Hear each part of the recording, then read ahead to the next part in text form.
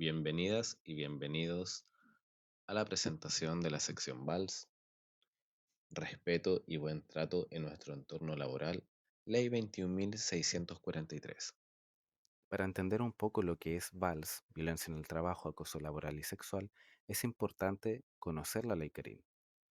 Esta ley entra en vigencia el 1 de agosto del 2024 y su nombre, Ley Carín, va en conmemoración de Karin Salgado, funcionaria pública y técnica en enfermería del Hospital Herminda Martín de Chillán.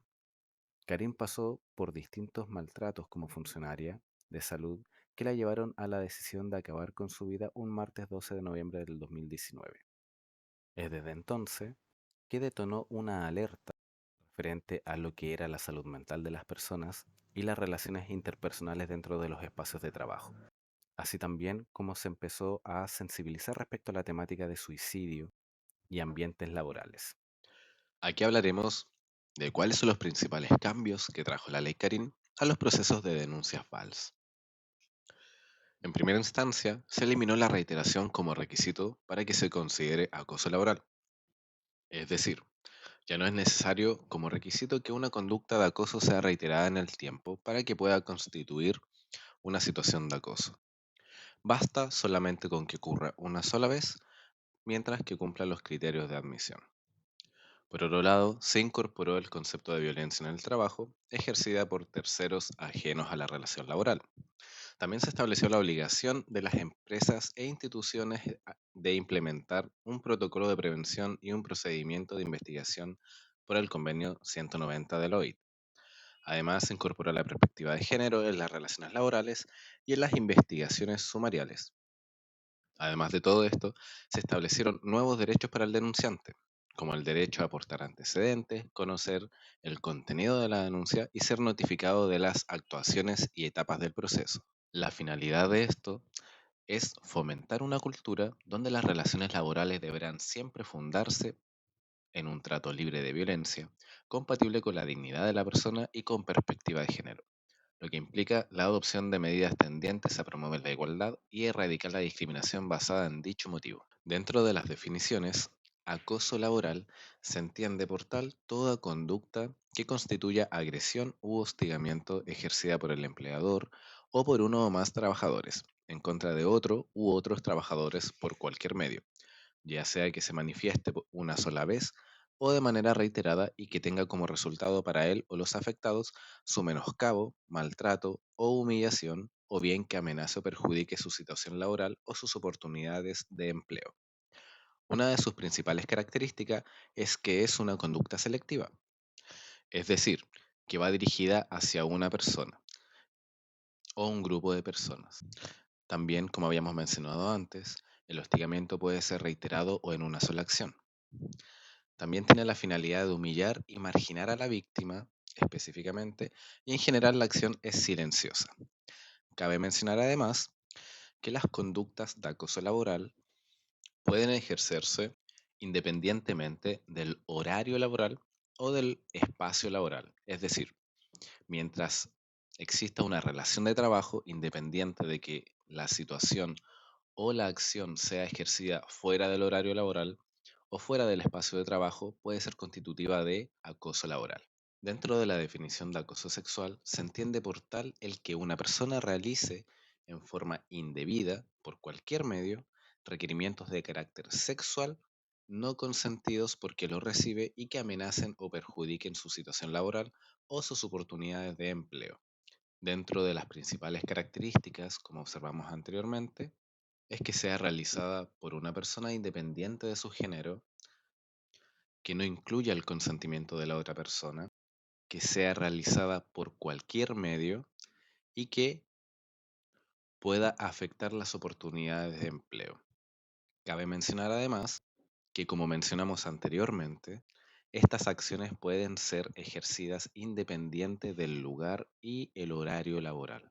Es decir, mientras exista una relación laboral, independiente del lugar y el horario, si existen situaciones de connotación sexual no consentidas, pueden ser constitutivas de acoso sexual. Por otro lado, violencia en el trabajo Es una situación ejercida por terceros ajena a la relación laboral, entendiéndose por tal aquellas conductas que afecten a los trabajadores y trabajadoras con ocasión de la prestación de servicios por parte de clientes, proveedores o usuarios, entre otros. Un ejemplo claro de estas situaciones es la agresión que puede ser recibida tanto por un paciente como por la familia de este paciente, al no sentirse satisfecho con la atención entregada. Aquí hablaremos acerca de los distintos tipos de acoso en relación a la relación jerárquica que pueden presentarse entre los participantes. Es decir, acoso horizontal es aquella conducta ejercida por personas trabajadoras que se encuentran dentro de la misma jerarquía o en similar jerarquía dentro de la institución. Es decir, una situación entre pares. El acoso vertical descendente es aquella conducta ejercida por una persona que ocupa un cargo jerárquicamente superior, la que puede estar determinada por su posición en la organización, los grados de responsabilidad, posibilidad de impartir instrucciones, entre otras características. Es decir, una situación que puede presentarse desde un superior jerárquico hacia un subalterno, el cual no necesariamente debe presentar una relación estrecha laboralmente, pero sí una relación laboral jerárquicamente superior. El acoso vertical ascendente vendría siendo aquella conducta ejercida por una o más personas funcionarias dirigida a una persona que ocupa una carga jerárquicamente superior en la organización, la que puede estar determinada por su posición en la institución, los grados de responsabilidad, posibilidad de impartir instrucciones, entre otras características. Por otro lado, el acoso complejo o mixto viene siendo aquella conducta ejercida por una o más personas de manera horizontal en conocimiento del empleador, quien en lugar de invertir en favor de la persona afectada, no toma ninguna medida o ejerce el mismo tipo de conducta o acoso. Es decir, cuando existe una situación de acoso y la jefatura se encuentra al tanto, tanto la no participación frente a esta situación, así como la participación en contra de la persona afectada, vendría siendo una situación de acoso complejo o acoso mixto, considerándose de mayor gravedad, referente también a el impacto que pueda tener en la persona a nivel de sintomatología, ya que este tipo de acoso presenta mayores niveles de desesperanza a la persona y una percepción de menos movilidad para poder gestionar el problema. Aquí hablaremos acerca de la corresponsabilidad de los equipos de trabajo, tanto de los líderes de equipo, el equipo mismo y las personas que se van integrando, acerca de las conductas inciviles, sexismo y cómo éstas pueden ir en escalada hasta convertirse en situaciones de violencia, acoso laboral y o sexual. Cabe definir como comportamientos incívicos cualquier comportamiento descortés o grosero que carecen de una clara intención de dañar, pero que entran en conflicto con los estándares de respeto mutuo. A menudo surgen del descuido de las normas sociales y sin directrices claras. Por otro lado, el sexismo es cualquier expresión, acto, palabra, imagen o gesto basada en la idea de que algunas personas son inferiores por razón de su sexo o género. Para partir, hay que entender de que dentro de cada institución pueden existir grupos y subgrupos de trabajo, los cuales contienen culturas organizacionales que los representan y subculturas organizacionales marcadas por ciertos rasgos del equipo y de quienes lo componen. Estos rasgos o características que puedan representar a dicho grupo de trabajo muchas veces son determinadas de manera implícita, es decir, nos comportamos, nos comportamos de cierta forma sin haberlo acordado antes. Una norma que todos conocen, pero que no está escrita en ningún lado. Como mencionábamos anteriormente, aquí existen tres tipos de responsabilidad, desde el liderazgo, el equipo mismo y las personas que se van integrando. Desde el liderazgo, es importante destacar que la presencia o la forma de liderazgo que tenga el líder o jefe de un equipo actúa como ejemplo de conducta hacia sus subalternos o el equipo de trabajo. Es decir, las conductas que el equipo pueda tener son referentes o se rigen a las conductas que pueda proyectar el líder como apropiadas o inapropiadas. Es decir, si un líder de equipo mantiene conductas groseras dentro de un espacio de trabajo, el equipo entenderá de que este tipo de conductas son apropiadas dentro de este espacio laboral. Asimismo, si el líder de equipo mantiene una conducta respetuosa y reacciona frente a conductas hostiles o groseras de otras personas, se entiende de que la cultura de este equipo debiese ser de respeto mutuo. Desde aquí se entiende la conducta del líder como ejemplo hacia la conducta que debiese tener el equipo. Por otro lado, cuando una persona ingresa a un equipo de trabajo como integrante nuevo, lo primero que hace es observar y probar los límites personales. Es decir, intento conocer, observar e integrarme dentro de un equipo de trabajo, intentando definir cuáles son los límites de mi conducta que puedo expresar en este espacio. Si presento conductas inciviles como el no saludo, bromas, comentarios groseros, entre otros, y ni el líder ni el equipo de trabajo reaccionan a ello en forma de disgusto, se entiende de que es una conducta que se permite, lo que puedo entender como algo que puedo seguir replicando e incluso ir un poco más allá en mis conductas hasta que observe que ya no son permitidas y entienda cuáles son los márgenes en los que me puedo desenvolver dentro de este equipo. Por otro lado, si presento algún tipo de conducta incivil y el equipo reacciona a ello, demostrando incomodidad o simplemente mencionando que no es parte de las conductas que se presentan en este equipo, yo voy a entender que los límites del equipo son tales y que no puedo pasar más allá. Es por ello que las conductas inciviles, cuando son aceptadas, pueden pasar a conductas sexistas y cuando no existe una intervención de un líder o de un equipo frente a este tipo de conductas, pueden ir en escalada, aumentando hacia situaciones de acoso laboral o sexual. Y por ello es importante que cada equipo de trabajo, dirigido por un líder, puedan abrir espacios de comunicación y establecer las normas implícitas y volverlas explícitas acerca de cómo quieren ser tratados y establecer cuáles son los límites de trato dentro de este equipo, ya que el foco no es restringir cualquier tipo de comunicación no laboral, pero sí establecer los márgenes de respeto en los cuales nos podemos sentir todos cómodos dentro de un espacio laboral.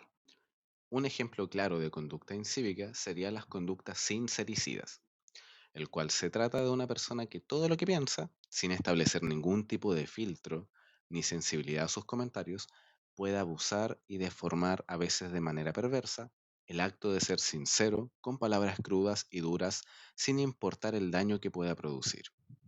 Es decir, una honestidad bruta o brutal que pueda resultar hiriente. Este tipo de conducta no representa situaciones de acoso laboral como tal, pero puede llegar a serlo en la medida de que ésta pueda ser reiterada y dirigida hacia una persona con intención de menoscabo, humillación o restricción de oportunidades laborales. Aparte de las conductas inciviles, es importante reconocer cuáles son las conductas sexistas y a qué se refiere con una conducta sexista, en la cual se entiende por tal cualquier expresión, acto, palabra, imagen o gesto basada en la idea de que algunas personas son inferiores por razón de su sexo o género. Algunos ejemplos claros que podemos observar dentro del espacio de trabajo serían comentarios denigrantes, especialmente a mujeres o diversidades por dicha condición, comentarios burlescos de fenómenos fisiológicos de una mujer o diversidades, silenciar o ningunear a una persona por su sexo o género, interrumpir bruscamente a una mujer mientras habla y sin esperar que ella termine. Cabe mencionar que este tipo de conductas puede ser dirigido hacia hombres y mujeres mientras tenga por condición la discriminación por razón de sexo o género. Dentro de la perspectiva de género, esta reconoce las desigualdades entre hombres y mujeres en desmedro de estas últimas. Algunos ejemplos de cómo aplicar perspectiva de género serían, dentro del reclutamiento, fijarse en las capacidades de la persona independiente de su género o sexo, otorgar las mismas oportunidades para hombres y mujeres, y prevenir y erradicar el acoso sexual por razón de género en el ámbito laboral, estableciendo protocolos de actuación y sanción. Al contrario, Una forma de discriminación sería negar oportunidades laborales a una mujer por la idea de la posibilidad de esta persona a optar por la maternidad en algún momento. En este apartado hablaremos acerca de qué hacer frente a situaciones de carácter incívicas, entendiendo lo que conversamos anteriormente acerca de las culturas organizacionales y la corresponsabilidad que existe entre los participantes, tanto líderes o jefaturas, equipos de trabajo y personas que van incluyéndose a los equipos de trabajo. Antes que todo, es importante reconocer o conocer algunas formas de gestionar conductas que puedan estar afectándonos antes de llegar a la instancia de una denuncia. Primero, es importante identificar las conductas de acoso laboral, sexual o violencia en el trabajo o conductas incívicas. Es decir, es importante primero entender qué tipo de conducta creo yo que estoy observando y cómo ésta me está afectando a mí personalmente, entendiéndose como afectación cambios conductuales, disposición a trabajar, alteración emocional, entre otras. Una vez esclarecido cuáles son las situaciones que me puedan estar acomplejando o incomodando dentro del espacio de trabajo, es importante observar la posibilidad de establecer límites claros. Pero antes de ello, se debe observar si la situación lo permite. Es decir, si yo siento la confianza para poder intervenir en ello o conversar con las personas involucradas. Si esta situación me permite a mí poder gestionarlo de manera personal, parte de mi responsabilidad como funcionario sería establecer una comunicación directa y asertiva, estableciendo cuáles son los límites que yo establezco, cuál es la situación que pueda estar incomodándome y de manera clara y respetuosa establecer ciertos límites, los cuales más adelante vamos a observar ciertas dinámicas o ciertos tips o técnicas para poder ejercerlo o abordarlo. Por otro lado, si no se presenta la oportunidad, no siento la confianza para poder abordarlo personalmente, o ya establezco límites claros y esto ya no son respetados, el siguiente paso sería avisar a mi jefatura directa. Entendiéndose el concepto anterior de acoso mixto, la responsabilidad de la jefatura sería intervenir en dicha situación estableciendo instancias de mediación, solicitar intervenciones a unidades de desarrollo organizacional o generando cambios estructurales. Todo esto como formas preventivas para poder mitigar los riesgos psicosociales demandados por la persona. En el caso de que esto no sea posible o mi jefatura no responda, es importante ir escalando jerárquicamente la situación con la jefatura superior que continúe de mi jefatura directa. Finalmente, es importante también destacar el buscar apoyo dentro de todos los procesos que se observan, cataloguen o no como una conducta de acoso laboral, conducta incívica o acoso sexual. Si existe una molestia personal, es importante buscar apoyo y poder gestionarlo también de manera personal, ya que las anteriores recomendaciones buscan regular el ambiente laboral y la problemática en sí, pero también es importante reconocer la necesidad de buscar apoyo para nosotros mismos. Es decir, si siento que una situación está afectando mi vida personal, podría ser de ayuda buscar apoyo en amigos o redes de apoyo o con un profesional de la salud mental que me ayude a gestionar mi sentir. Como habíamos mencionado anteriormente, dentro de los cambios que trajo Ley Karina a los procesos de denuncias VALS, dentro de las obligaciones del Servicio de Salud se encuentra el elaborar, implementar, difundir y sensibilizar el protocolo de prevención del acoso sexual, laboral y violencia en el trabajo que se encuentra disponible para todos los funcionarios públicos. Otra de las obligaciones del Servicio de Salud del Reloncaví es el deber informar, primero de los canales de denuncia, cuales cada 6 meses deben ser evaluados e informados según su funcionalidad a todos los funcionarios y funcionarias. También sobre la admisibilidad de las denuncias y sobre el resultado de las medidas disciplinarias. Finalmente, otra de las obligaciones del Servicio de Salud del Reloncaví es proporcionar atención psicológica temprana en caso de violencia en el trabajo, acoso laboral y sexual. Esto es a través del programa de intervención temprana, PIT o PIT, el cual es a través de los programas que dispone el organismo administrador del seguro de la ley número 16.744. En el caso del Servicio de Salud del Reloncaví, está asociado al organismo administrador H.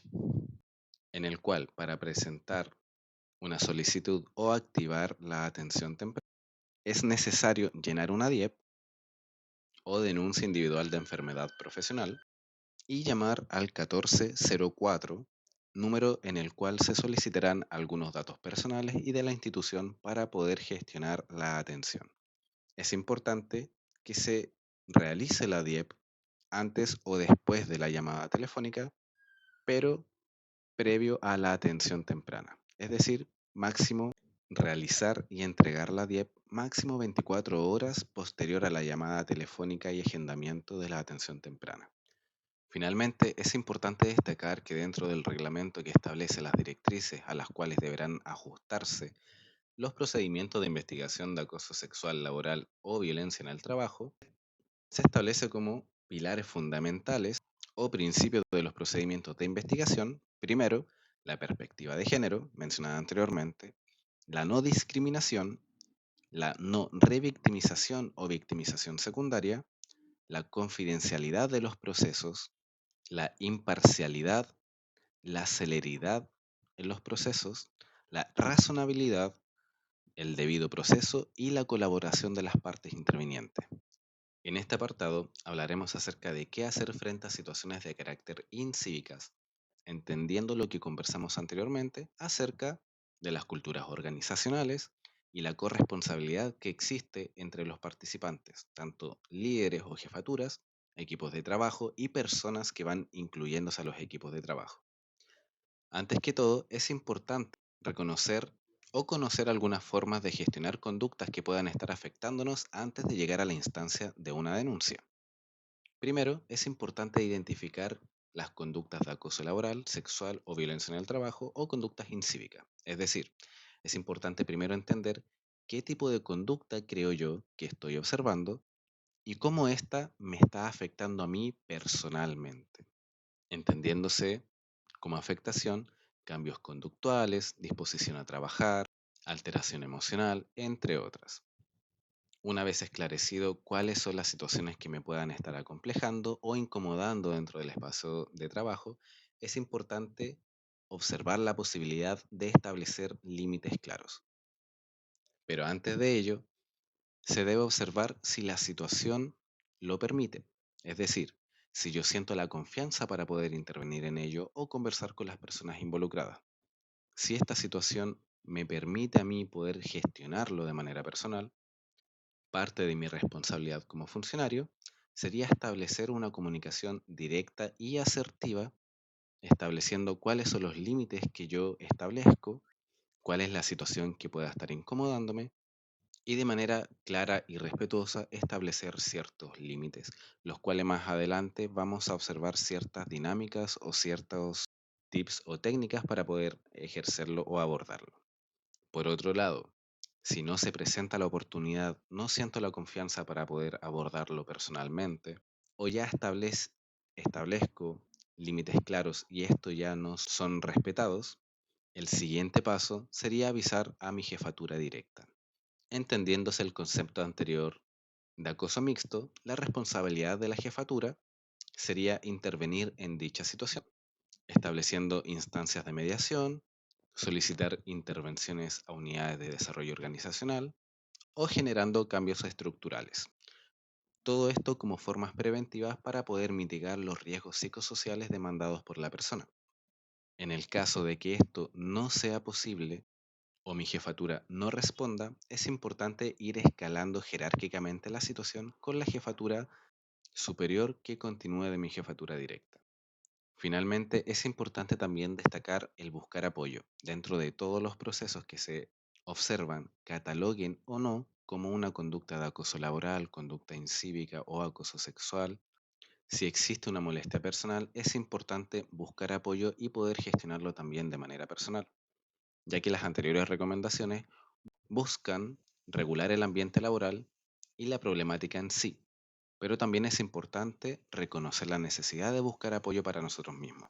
Es decir, si siento que una situación está afectando mi vida personal, podría ser de ayuda buscar apoyo en amigos o redes de apoyo o con un profesional de la salud mental que me ayude a gestionar mi sentir. Finalmente, hablaremos acerca de las técnicas de asertividad y técnicas de desarme. Antes que ello, es importante entender las cualidades que definen a una persona asertiva, las cuales son, primero, saber decir que no y mantener con firmeza su postura, aunque sea contraria a la de la mayoría. Expresarse de forma fluida y sin titubeo. Mirar a los ojos a las personas ante su postura. Hablar sin denotar agresividad ni en el tono ni en las palabras. Saber verbalizar un problema y buscar la mejor forma o manera de resolverlo. Reaccionar y exigir respetuosamente cuando no se siente respetado o escuchado. Criticar de manera constructiva y respetuosa y sentimientos verbalizándolos. Aquí hablaremos acerca de las técnicas de asertividad, dentro de las cuales están las técnicas de desarme, que nos pueden servir para poder enfrentar situaciones problemáticas o estresantes como una discusión. En primera instancia tenemos la técnica del disco rayado, la cual es una técnica que consiste en repetir una y otra vez tu afirmación sin alzar la voz, de manera calmada, sin agresividad verbal y sin entrar en provocaciones. Como podemos observar en el ejemplo, aquí, al igual que la mayoría de las técnicas, la idea central para disminuir la reactividad de una persona es hacerla sentir escuchada y comprendida, independiente de la negativa. Por ende, aquí lo ideal es reforzar la idea de su problema. Entiendo que usted, le expreso el problema, pero repitiendo continuamente la situación o la decisión tomada. Otra técnica de desarme es la técnica para el cambio. Aquí el gran valor de esta técnica es que no genera agresividad en el interlocutor. Consiste en enfocar la discusión, es decir, se sale fuera del foco de la discusión para adoptar una visión global que posibilite relativizar la propia discusión. Como vemos en el ejemplo, aquí trata de generalizar e incluir todos los elementos de la discusión, no solo el malestar de la otra persona, sino también incluir la temporalidad, es decir, el momento en el que se hace, el contexto, cuestionar la eficacia de la discusión, etcétera, con el objetivo de que la otra persona entienda dentro del contexto y de lo que se quiere lograr la eficacia de su enojo momentáneo. Otra técnica de asertividad y desarme es la técnica del acuerdo asertivo. Esta técnica da la razón al interlocutor, es decir, se cede, pero se insiste en el error cometido y no en cómo uno es. Esta técnica guarda relación directa con la frase del inicio de esta entrada. La asertividad no es lo que haces, es lo que eres. Aborda el peligro de etiquetar a las personas. Como muestran el ejemplo, en esencia le dan la razón parcialmente, pero le explico el por qué tomo esa decisión. Lo valido, pero también mi accionar frente al tema. Otra técnica de desarme es la técnica de la pregunta asertiva. La técnica de la pregunta asertiva tiene como punto de partida pensar que la crítica hecha por nuestro interlocutor es positiva. Se asume como tal. Así se consigue que la persona con la que se discute deje de ser tu enemigo para pasar a ser tu aliado. Para ello se formula una pregunta en la que se incide en la manera en cómo se puede mejorar. Como muestra en el ejemplo, le hacemos partícipe a la persona del problema con el cual nos acusa. Junto con esto, trabajamos en nosotros y en no tomar una crítica o cuestionamiento de manera personal, sino de manera propositiva, buscando soluciones e incluyendo a la otra persona en ello.